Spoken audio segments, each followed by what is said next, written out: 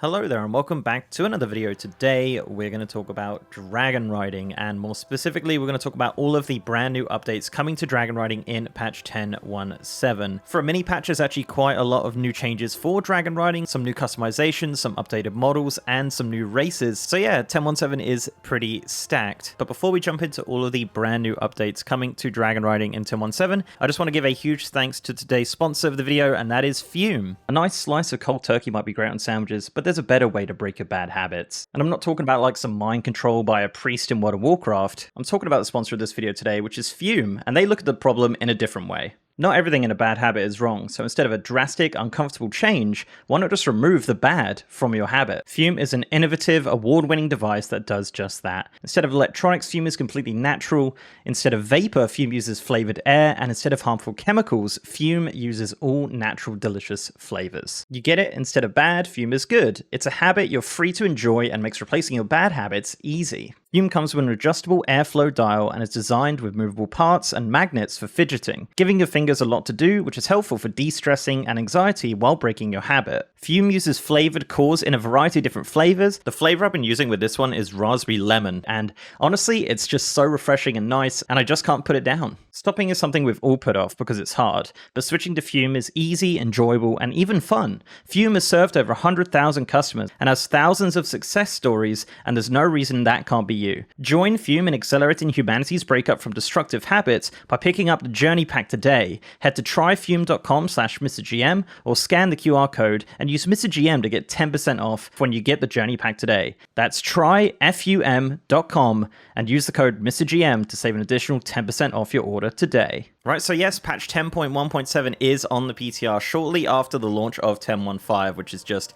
insane to me, and we have some really cool updates to dragon riding in this patch. Of course, we're only the second build into the PTR, so perhaps there might be some stuff in the future, but in this video we're going to go over all the things that have been added so far as of the PTR, and there's actually quite a lot for dragon riding in 10.1.7, which is exciting. So the first thing we're going to talk about is a new type of race called challenge races. Now these challenge races are available in challenge mode and reverse challenge, so you basically have two different races for all of the races available in the Dragonflight expansion. So every single zone will be getting these new challenge and reverse challenge modes. Now, what is a challenge mode? So essentially the challenge mode is advanced, but without the vigor regeneration orbs. So the little green orbs that you fly through on the advanced mode are no longer there. So yeah, they're essentially just exactly the same as the advanced mode without the regen from the orbs. You can still regen your vigor naturally like you normally would, of course, because that would be insane if you couldn't, but yeah, it definitely adds a extra level of challenge to these races, especially in the reverse version of them. Some of them range from relatively easy to near on impossible, so it's going to be interesting when they come out, of course. So these are actually coming out differently to previous races as well, it seems. So they're actually going to unlock weekly when the patch launches. So the first zone that will come out on week 1 of the patch will be the Waking Shore, and then the week after will be the Yanaran Plains. Week after that will be the Azure Span, then Thaldraszus, then the Forbidden Reach, and finally the Zaralak Cavern. And once a zone has been unlocked, that'll be unlocked permanently. So a lot of new challenge and reverse challenge races coming in 10.1.7. Now there is actually a meta achievement for completing all of these in bronze, silver, and gold. As of right now on the PTR, there's only a reward for the bronze races. This is the Bronze Racers Pendant, which is a toy, which is also classed as a mount, so I have no idea what this is. I don't know if it's going to be like a little whelp mount that you transform into or something like that. I'm not entirely sure.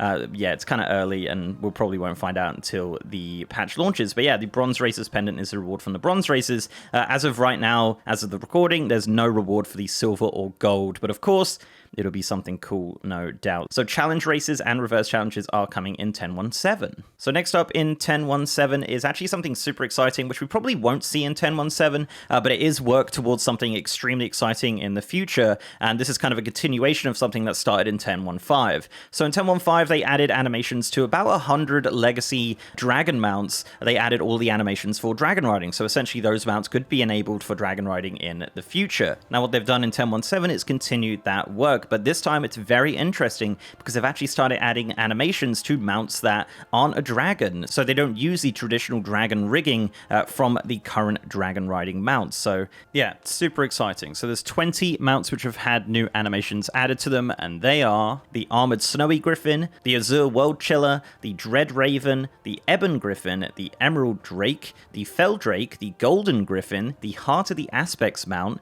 the Liberated Slyven, the Snowy Griffin, the Spectral Griffin, the Swift Blue Griffin, the Swift Purple Griffin, the Swift Red Griffin, Terragosa's Visage, Temperamental Skyclaw, the Twilight Avenger, the Twilight Drake, and the Winged Steed of the Ebon Blade. So yeah, 20 new mounts which have brand new animations to support dynamic flight and dragon riding in the future. But as I said, we probably won't see them using these animations or being added to dragon riding in 10.1.7, but you never know, they might actually just end up doing it in a future build. Our next update to dragon riding in 10.1.7 is a brand new cup. So in 10.1.5 we had the Kalimdor Cup, and now in 10.1.7 we have the Eastern Kingdoms Cup. The Eastern Kingdoms Cup will run from October 4th to October 17th.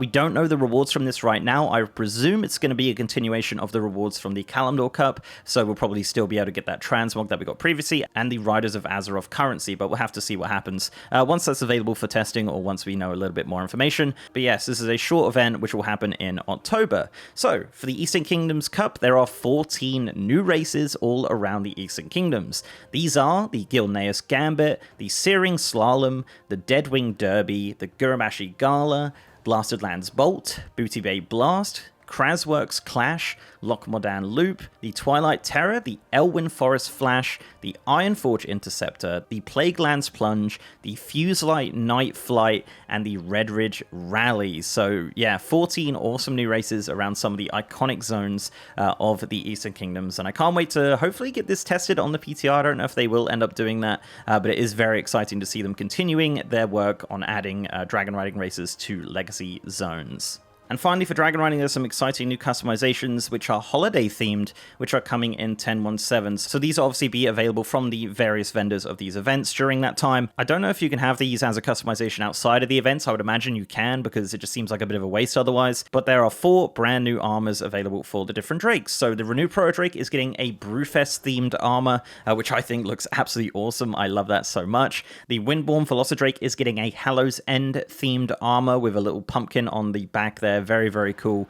The Highland Drake is getting a Pirates Day themed armor. Now, this is where the theory of being able to wear it outside of the event comes in, because Pirates Day is literally one day. There's no way they would make something so awesome for one day. And finally, the Cliffside Wildrake will get a Day of the Dead themed armor as well. So 4 brand new armors coming to 4 of the Drakes. Nothing for the Windings to the Drake, unfortunately. But yeah, it's really cool to see some of these kind of holiday customizations coming to our dragon riding Drakes in 10.1.7. So yeah, there you go, guys. That is all of the updates as of right now coming to dragon riding in 10.1.7. Let me know down below what you think of these updates. Very excited for the 14 races in the Eastern Kingdoms Cup, and of course the dragon riding animations being added to some really exciting mounts like the Griffins is a really good step, and I think more and more mounts will definitely get added as this PTR continues, and hopefully one day we'll actually get to ride them as well.